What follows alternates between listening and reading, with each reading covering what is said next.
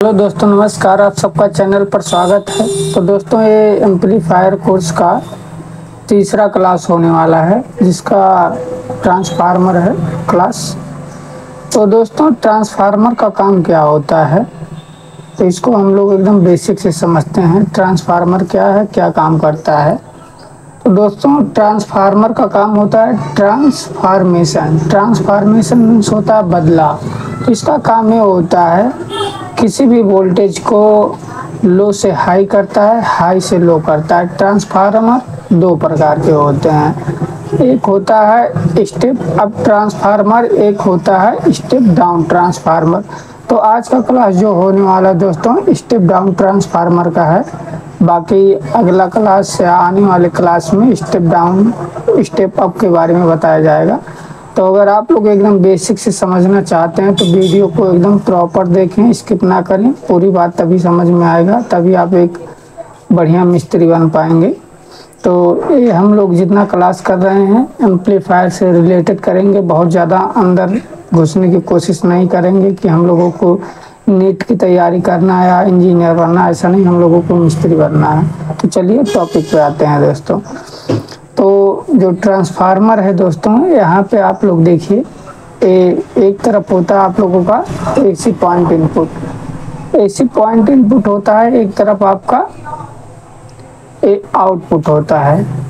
तो जब हम लोग इधर से 220 वोल्ट देते हैं तो इसके प्राइमरी वाइंडिंग पे चलती है और सेकेंडरी वाइंडिंग से ये निकलता है आपका जो सप्लाई करता है स्टेप डाउन होकर के। जैसे मान लीजिए इधर से 220 वोल्ट इनपुट हुआ, इधर से आप लोग 12012 या कोई भी सप्लाई लेना चाहते हैं, उस तरीके से ट्रांसफार्मर बनाना पड़ता है, या तो बनाना आते हैं एम्पलीफायर रिपेयरिंग में। जैसे 15015 का है तो 15015, यानी कि इसमें एक जीरो यानी कि ग्राउंड है, बाकी ये 1515 वोल्टेज का है। ये 2 एम्पियर का ट्रांसफार्मर है। तो इसमें काम कैसे करता है, जैसे एसी इनपुट हुआ, इसमें जब वोल्टेज डाउन किया जाता है तो जो इसमें अंदर प्रक्रिया होती है वो मैग्नेटिक फील्ड का होता है। थोड़ा सा अंदर से बता रहे हैं, इसमें मैग्नेटिक फील्ड होता है जो फैराडे लॉ पे काम करता है। तो यही इधर से वोल्टेज निकल जाता है। सेकेंडरी कॉइल और प्राइमरी कॉइल आपस में जुड़े नहीं रहते हैं, दूरी बनाए रखे रहते हैं। एक मैग्नेटिक फील्ड की वजह से इसमें वोल्टेज यहाँ से निकलता है। तो चलिए दोस्तों, इसको नापने का तरीका क्या होता है। जैसे हम लोगों को किसी ट्रांसफार्मर का प्राइमरी वाइंडिंग पता लगाना है तो यहाँ पे हम लोग अपना जो मल्टीमीटर है कंटिन्यूटी मोड पे लगा के चेक करते हैं। और इस ट्रांसफार्मर में 3 चीज़ मेन होते हैं। जैसे इसका जो ऊपर से दिख रहा है प्राइमरी वाइंडिंग, दूसरा सेकेंडरी वाइंडिंग, और तीसरा होता है आयरन शाफ्ट, आयरन कोर। यही जान लीजिए ट्रांसफार्मर की जान होती है। बाकी इसमें और कुछ विशेष नहीं होता, इतना ही चीज़ें होती हैं।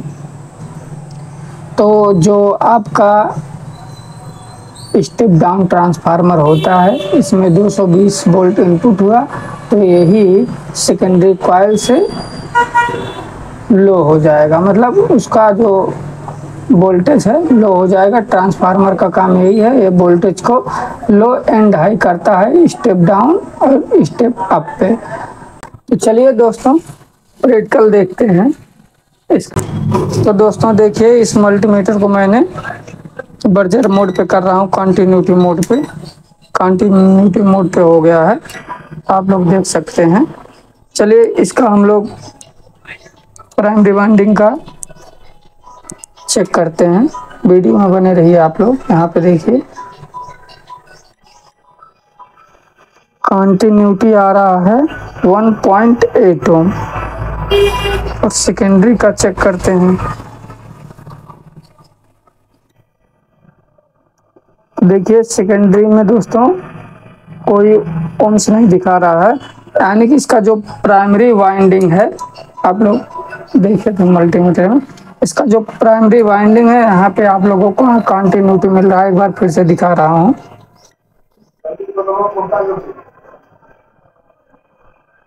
1.8 ओम पे आके रुक जा रहा है। सेकेंडरी वाइंडिंग पे आप लोगों को नहीं मिल रहा है, क्योंकि सेकेंडरी वाइंडिंग पे जो होता है, जो जब स्टेप अप करना रहता है तो वहाँ पे टर्न ज़्यादा होते हैं, जब स्टेप डाउन करना रहता है तो टर्न कम रहते हैं। तो टर्न यहाँ पे कम है सेकेंडरी कॉइल का, तो यही से ये कंटिन्यूटी कम दिखा रहा है। ये मत सोचिए कि 60। तो चलिए दोस्तों, हम लोग इसमें इनपुट देके देखते हैं वोल्टेज किस तरीके से लो कर रहा है। तो दोस्तों, एम्पलीफायर में पावर आ गया है, तो यहाँ पे मैं आप लोगों को दिखाता हूँ एसी पॉइंट पे कितना आ रहा है।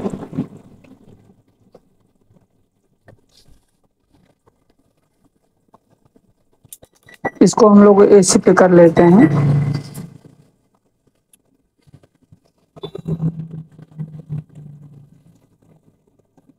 एसी देखिए आप लोग 216 वोल्ट आ रहा है।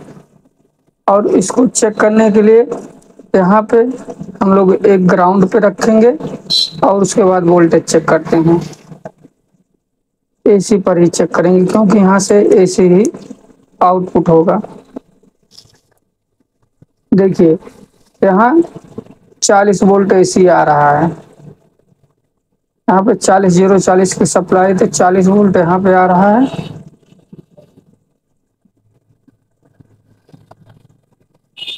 40 वोल्ट इसमें भी आ रहा है। सीरीज पे लगा दोस्तों, जब ये फुल लगेगा तो उतना हाई हो जाएगा। तो इसका एसी पॉइंट। तो दोस्तों, आज का क्लास एक ट्रांसफार्मर पर था, तो मैंने आप लोगों को दिखाया। आप लोग जब किसी क्लास को बरोबर कंटिन्यू देखेंगे तभी जान पाएंगे। तो मैंने आज का इधर का ट्रांसफार्मर का बता दिया है। अगली बार हम लोग ब्रिज रेक्टिफायर के बारे में जानेंगे, फिर कैपेसिटर के बारे में जानेंगे, उसके बाद पावर सप्लाई बनाना जानेंगे। बराबर अगर आप लोग मेरे क्लास को ज्वाइन रखते हैं तो एकदम पक्का रिपेयरिंग सिखा दूंगा दोस्तों, जैसे रिपेयरिंग किया जाता है, वो भी बहुत कम प्राइस में। अगर आप लोग किसी ट्रेनिंग सेंटर पर जाएंगे तब भी इस तरीके से कोई बताएगा नहीं। मैंने बहुत से वीडियो में देखा है, बहुत लोगों से पूछा भी है। कई लोग जागते हैं, पैसा बर्बाद करके आते हैं, तब भी इतना बढ़िया से सीख नहीं पाते हैं। तो एक बार फिर से बता दे रहा हूँ आप लोगों को चेक करने के लिए। यहाँ पे कंटिन्यूटी मोड पे करेंगे प्राइमरी वाइंडिंग जानने के लिए। यहाँ पे आप लोगों को कंटिन्यूटी ज़्यादा मिलेगा, तो और सेकेंडरी कॉइल पे कुछ नहीं मिलेगा। मान लीजिए इस पे नहीं मिला, लेकिन दूसरे ट्रांसफार्मर पे मिल सकता है। बाकी ट्रांसफार्मर से यहाँ पे एसी ही आउटपुट होता है। जब ये इस ब्रिज रेक्टिफायर पे जाएगा तभी जाके डीसी बनेगा। तो चलिए दोस्तों, आज का क्लास यहीं पे समाप्त करते हैं। अगर चैनल पे नए जुड़े हुए हैं, चैनल को सब्सक्राइब करें। धन्यवाद दोस्तों।